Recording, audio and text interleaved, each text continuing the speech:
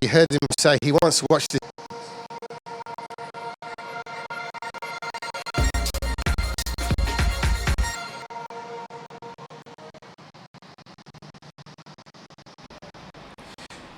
Okay, 2020, and this is going to be one of the most anticipated heat races of the lot. You've just heard he wants to watch this race anyway, don't we all? The checker flag, Wojciech Szczerb is fastest. He's being passed by world champion Michael Schuttler, Sam Spinell, and is faster than anybody. And Ed White's in third, and Wojciech Szczerb has gone quicker.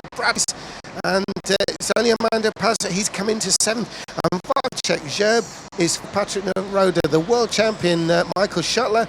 Ed White is fourth. Bradley Phillip fifth. Sam Spinell is sixth. Amanda Paz is seventh. Logan Sune is eighth. Richard Jute is ninth, and Russell Ending is 10th. My goodness! Now, guys, this is one of the epic races of the championship. The one of the most anticipated ones. It's luck of the draw in the, but the way this draw has worked out, potentially every single racer a winner. We saw, it was Kyle Power down pit lane that noted that every kart in the series so far has actually won a race. Every single kart has done it. So the kart parity is beyond question here at Formula Fast Milton Keynes. And as I say, this is the battle for the title of the British Championship. Could easily be a World Championship round. In fact, this could easily be the semi-final or the final, given the names that are in it. But heading that glittering international list is Wojciech Szczerb. Szczerb actually maybe the, I hate to say it, but deemed the lesser of the two Szczerb brothers, Jamie Henderson. But we're going to get things underway now. Here comes Wojciech Szczerb. He's leading the way. Now, this could be the race of races for this year's championship. And look at this. Szczerb is pretty keen to get this one on. He gets it going. It's Szczerb from Neroda and Schuttler there.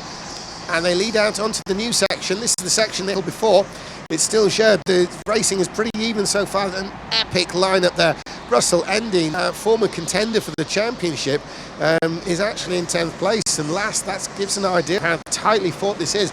That absolutely nose to tail, which is what we expected. This is potentially the toughest line in the whole championship. Richard Jute, we saw winning a race earlier on, is only 9th. That says everything about how tough this is. The world champion, Michael Schuttler, he's come in 3rd place. But it's Wojciech Szczerb, the Polish driver, who leads the way, continues to lead the way from Patrick Neroda. And Patrick Neroda, to be honest with you, an expert driver in all cases, but not necessarily the one I'd expect to be second in this lot.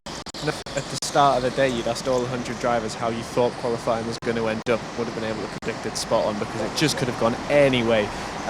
With all respect in the world, just because I know the least about him, but Paz would have been the one I would have expected to maybe been at the rear of this field. But nope, he's gone and out-qualified Logan Sune, which would normally be enough to put you in the front row. It's 8th. Absolutely, we got a pit stopper already. It's Spinell. It's Sam Spinell coming into the pits. It looks quite smooth there, James, and I was wondering whether to hack Philpott, but if you've got Philpott in front of you, why not go for an early stop?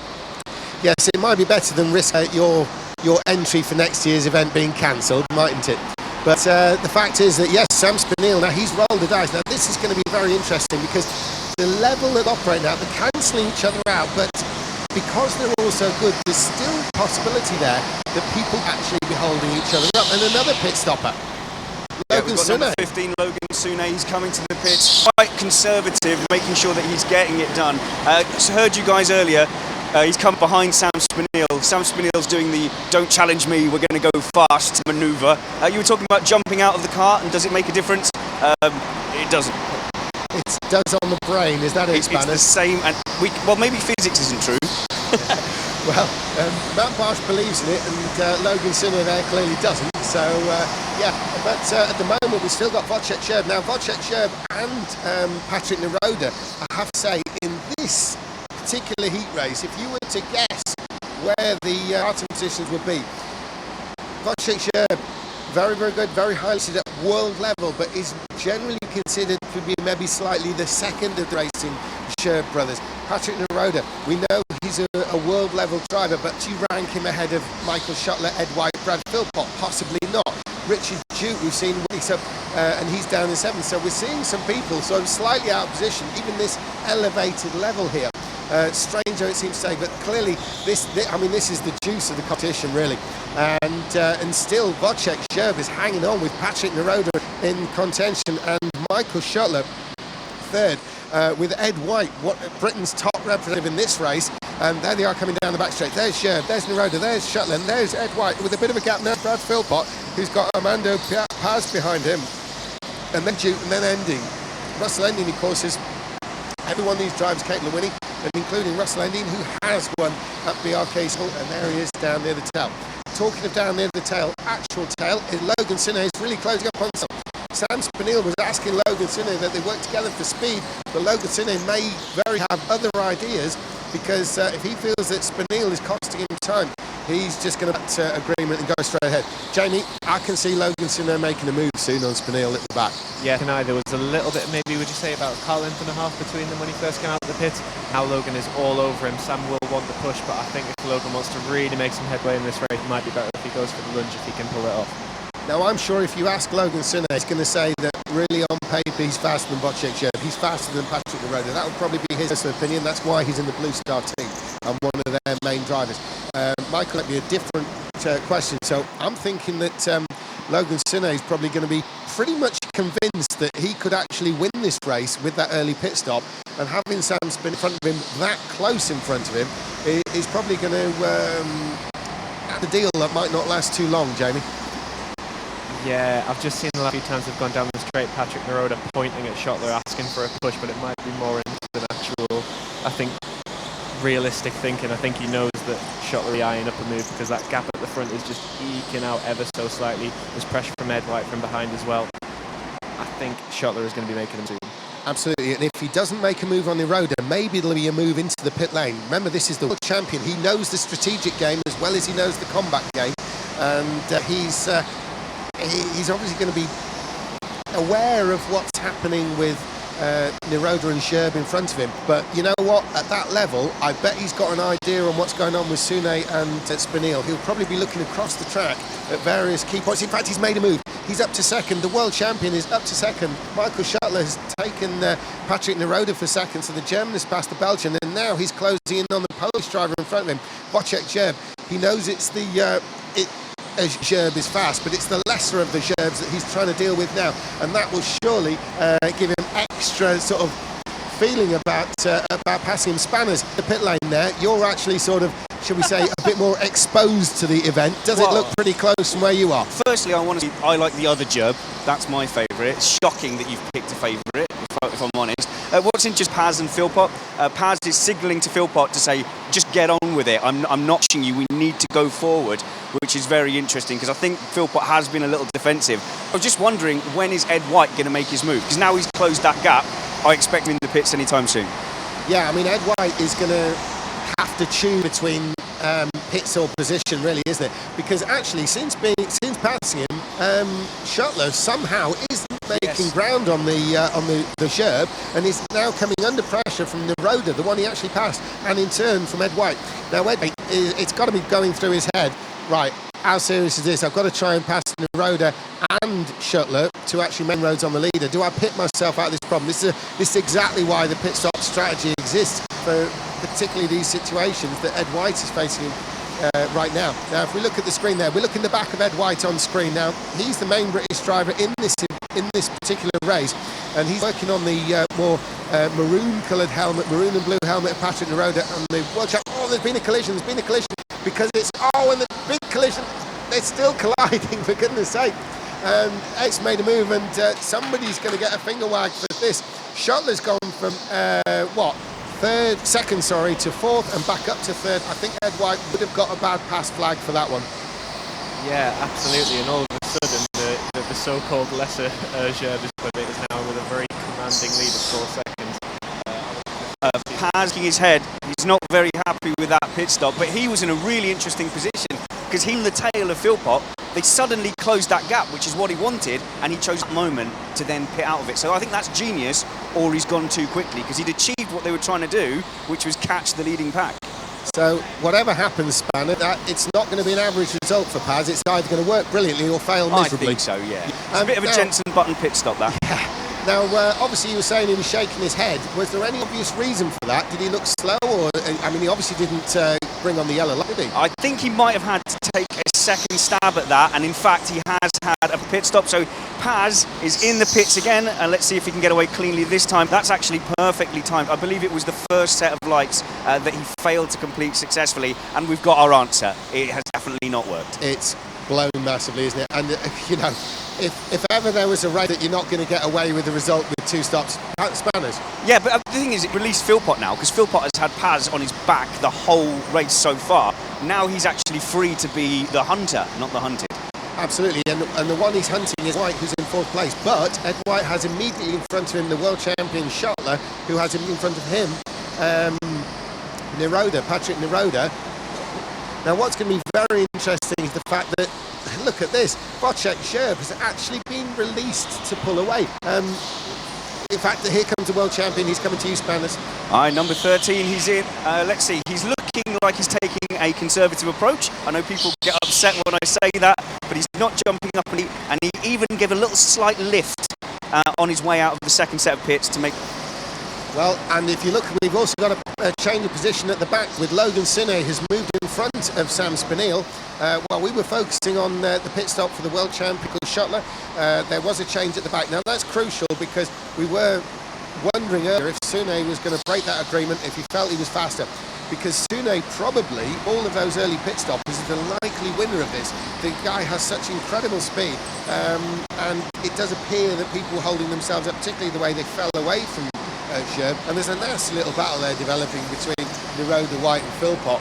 These are all capable of taking each other on, and of course when they do they might lose some time, so you know this does play into the hands of the likes of Logan Sine, so we'll be keeping a real eye on that one. Schottler has come out ahead of Zoe by 3 seconds, so Sine's got to make up 3 seconds on Schottler alone if he wants to put another one in. Yeah, Philpott's gone in. That was interesting because Philpott had the least to lose in that battle because he's generally falling away from the other two. So now, if he gets himself a better place, his gamble has got to be that Ed White and up ahead is going to have a worse time in the pit. He's going to be in a position to capitalise.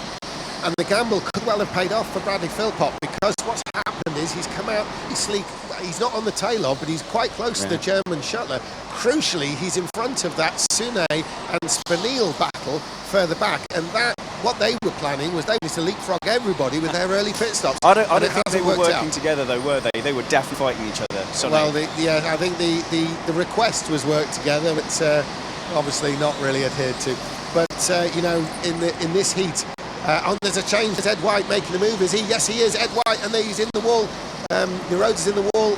We'll see if there's a bad pass given or whatever. But Ed White and Patrick Neroda certainly made a huge amount of contact. Ed's come out in front there, but we'll see what the organisers have to say about that. As Ed White, we can see on screen, the orange and blue helmet. He's been followed by Patrick Neroda. He may have to give the place back. Yes, they're bringing out the flag. You can on screen there, just next to the green light there.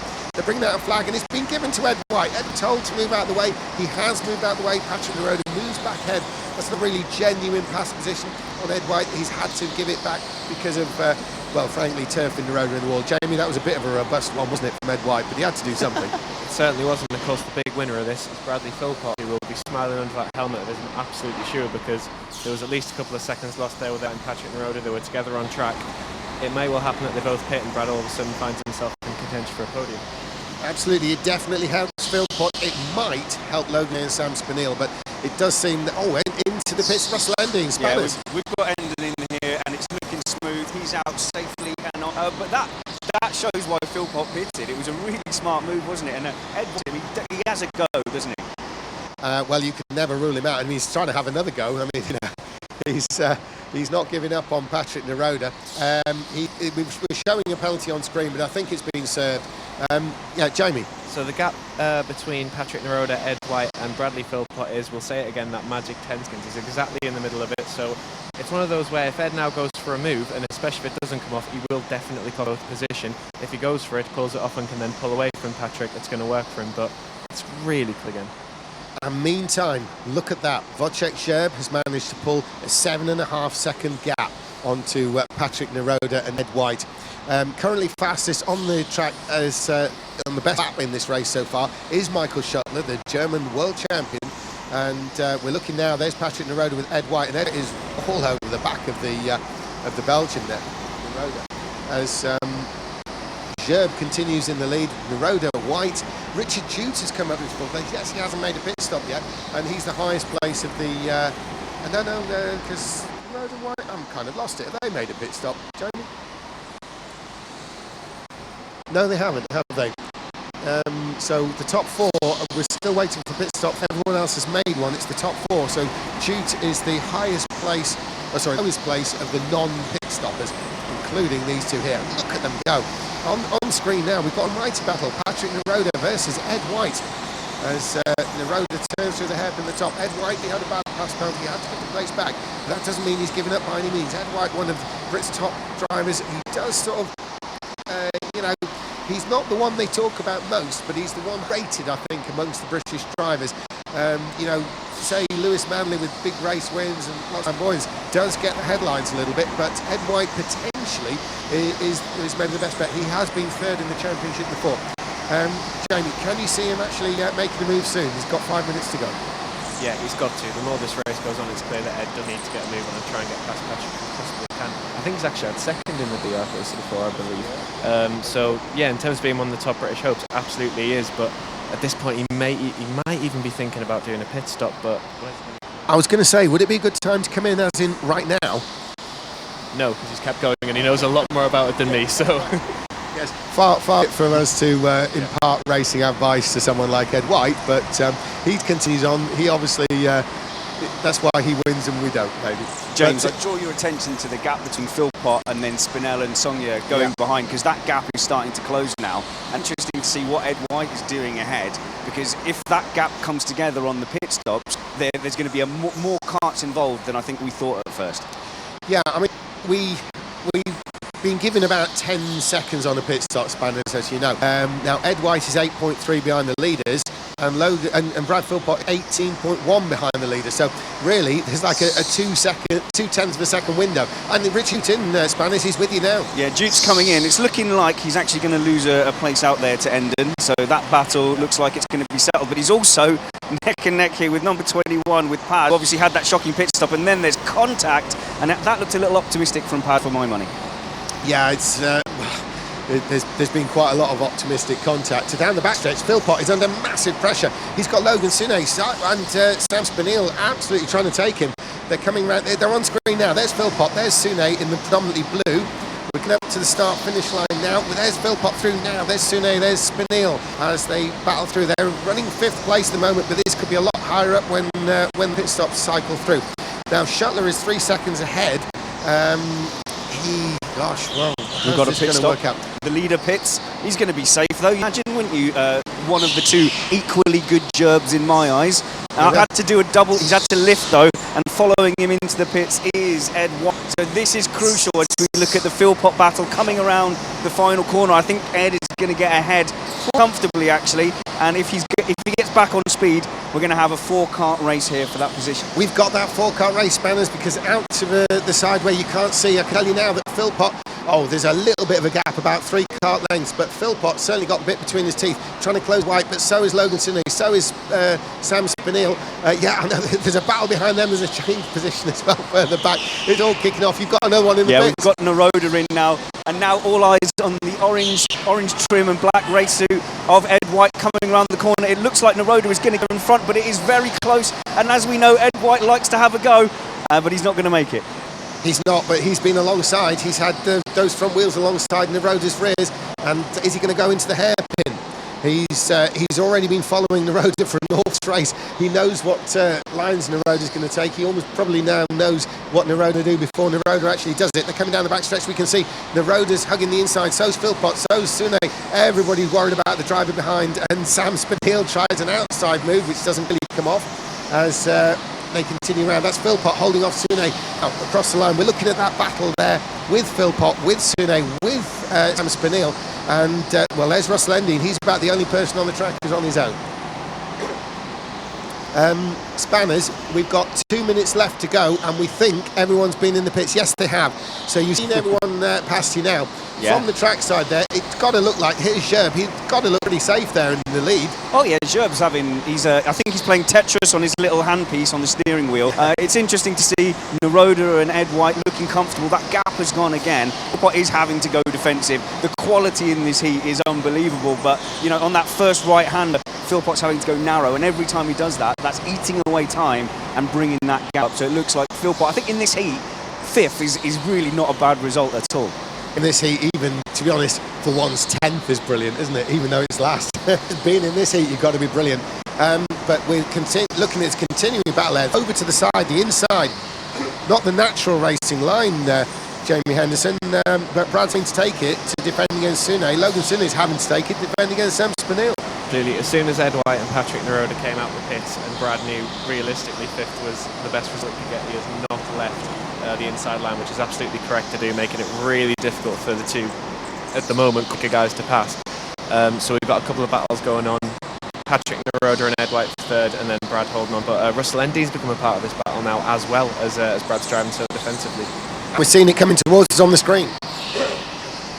Sam Spinell has obviously got the idea that Russell Endy's there as well, because for once he wasn't taking the normal line down the backstretch. He too went to the defensive inside route, which is going to be slower through the following corner, but we're not going to get overtaken. It's a four-way fight, and that's over fifth place as Brad Philpott leads that little group of Logan Sune, Sam Spinell and Russell Endy, and they're coming through the new area now. But now we've moved over to Patrick Naroda. Patrick Naroda is still under massive pressure from Ed White. Ed White, arguably Britain's finest driver at the moment. Here comes Philpott and the rest. The only one with a sensible line there is Russell Endy, because he's the only one who can take one. And the checker flag is going to be out. The checker flag is out. Next time around, the checker flag's coming out. Oh, and almost a pass there. And Philpott is having to defend it. Gosh, this is all kicking off. Surely Wojciech Gerb is going to win this race. We're probably going to focus a little bit more behind, because we know what the result is going to be. Here comes Gerb. Gerb's going to take it.